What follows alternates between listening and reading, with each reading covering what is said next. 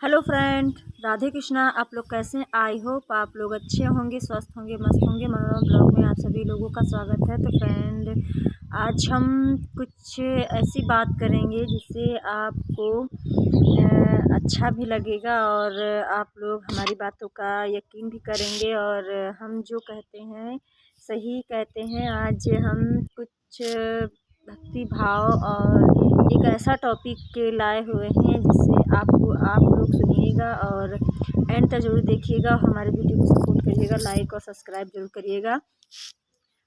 हम आज गंगा स्नान के बारे में कहेंगे। कुंभ का मेला तो चल रहा है। कुंभ के मेले में सभी लोग नहाने जाते हैं और अपने पाप को धुलने की कोशिश करते हैं। कहते हैं गंगा नहाने से पाप हमारे धुल जाएंगे और हमें पापों से मुक्ति मिल जाएंगे और हम तो मतलब शुद्ध हो जाएंगे। लेकिन क्या वाकई में सब लोग अपने पाप धोने जाते हैं गंगा नहाने? लेकिन देखते हैं सब लोग गंगा नहा के तो आते हैं, लेकिन बातचीत करने का ढंग और बात करने का भाव और सभी चीज़ें वैसी वैसी रहती हैं। सब लोग कहते तो हैं कि हम अपने वहाँ पे पाप धुलाए हैं, गंगा नहाने से हमारे सारे पाप धुल जाते हैं और जो भी आप बुरे कर्म करते हो, बुरे कर्म आपके हों, कुछ भी हों, गंगा नहाने से सब शुद्धिकरण हो जाता है। लेकिन क्या वाकई में वहाँ शुद्धिकरण लोग करने जाते हैं? तो ऐसा पहाड़ पर पर्वत के ऊपर शंकर और शिव और पार्वती जी बैठे हुए यही देख रहे होते हैं गंगा स्नान करते हुए कुछ लोग। तो पार्वती माता कहती हैं शंकर भगवान से कि देखो ये भक्त नहा रहे हैं और ये मतलब अपने सारे पाप यहाँ पे उनके धुल जाएंगे और ये शुद्ध हो जाएंगे। तो शंकर शिव जी कहते हैं पार्वती से कि नहीं पार्वती, ऐसा नहीं है। तो कहते नहीं ऐसा ही है। नहीं कल ये लोग तो नहाने आते हैं मनोरंजन करने, अपने पाप को धुलने के वास्ते नहीं आते। तो गौरी जी हमारी कहती नहीं। तो कहते हैं ठीक है, चलो हम लोग परीक्षा लेने चलते हैं इनकी। तो कहते हैं चलो हम इनकी परीक्षा लेते हैं और परीक्षा लेने के लिए धरती पर चलेंगे। तो शिव पार्वती नीचे आ जाते हैं, गौरी शंकर हमारे नीचे आ जाते हैं उनकी परीक्षा लेने के लिए।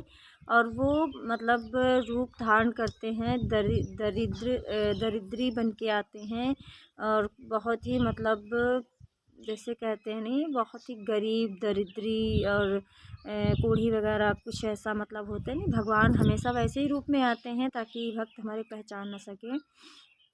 कोई कोई साधु वेश में भी आते हैं और हमारे ज़्यादातर भगवान साक्षात दर्शन देने जब अपने भक्त को आते हैं तो ऐसे आते हैं, तो भक्तों के सामने ऐसे जाते हैं।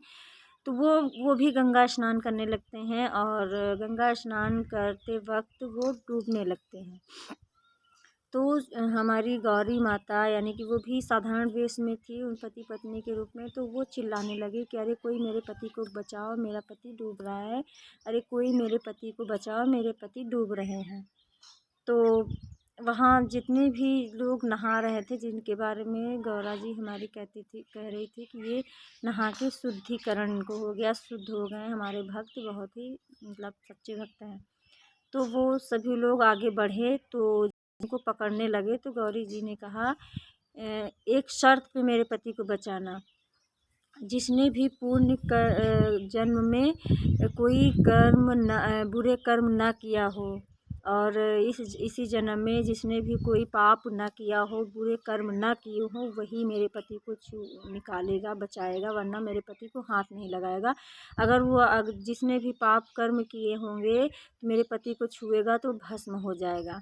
तो हमारी गौरा माता ने ऐसा कहा तो सारे पीछे हट गए। क्योंकि वो गंगा तो नहा रहे थे लेकिन उनको विश्वास नहीं था कि हमारा शुद्धिकरण हो गया, हमने गंगा नहा लिए तो हमारे सारे पाप धुल गए। उनके अंदर कहीं ना कहीं छल भरा हुआ था कि हमने गंगा नहाया हुआ है, पता नहीं मेरे पाप धुले कि नहीं धुले। उनके अंदर ऐसा भाव था।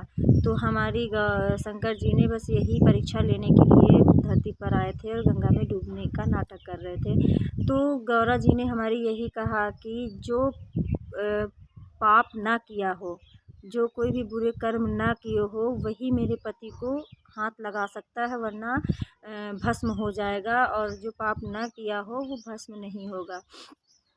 तो सारे लोग पीछे हट गए कि उनके मन में छल आ गया कि अरे हमने गंगा तो नहाया है, पता नहीं मेरे पाप धुले कि नहीं धुले। क्योंकि वो गंगा तो नहाए, लेकिन उनको गंगा पर विश्वास नहीं है कि हमने गंगा नहा लिया, हमारे पाप धुल गए, हम अब निष्पाप हो गए हैं, हम पवित्र हो गए हैं। तो उनका पवित्रीकरण हो गया है, उनको ये विश्वास नहीं। उसमें से एक व्यक्ति था, वो बड़ा ही मजबूत होकर आया। कह रहा अरे हमने तो गंगा नहा लिया है, हमारे पाप सारे धुल गए, अब हमारे अंदर पाप कहाँ, इस वक्त हम तो गंगा माँ में खड़े हैं। तो उसने बड़ी मेहनत, बहुत ही जी मजबूत करके भरे विश्वास से उसने उस व्यक्ति को बचाया, पानी से बाहर निकाला। तो सारे पीछे, तो उसके मन में तो ये सोचिए कि इतने सारे नहा रहे थे, तो शंकर जी ने कहा देखो, इतने सारे लोग में सिर्फ एक ही गंगा माँ का भक्त निकला है जो वाकई में गंगा नहाने आया है। बाकी तो ये सब अपना कर्तव्य निभाने आए हैं, और गंगा के नाम पर, सिर्फ नहाने के नाम पर आए कि हम नहाने जा रहे हैं, ना कि अपने पाप धुलने के वास्ते आए हैं कि हमारे पाप अब धुल चुके हैं। इनके मन में विश्वास नहीं था। उस व्यक्ति के मन में विश्वास था कि हमने गंगा नहा लिया है, पाप गए हैं, गंगा माता ने हमारे सारे पाप धुल दिए हैं। तो वहाँ पर गौरा माँ को विश्वास हो गया कि वाकई में सब लोग गंगा नहाने तो जाते हैं, लेकिन नाम का गंगा नहाते हैं वहाँ पर। और ये लोग, उनके मन में कहीं ना कहीं छल भरा होता है कि हमने गंगा नहाया तो है, लेकिन हमारे पता नहीं पाप धुले कि नहीं धुले।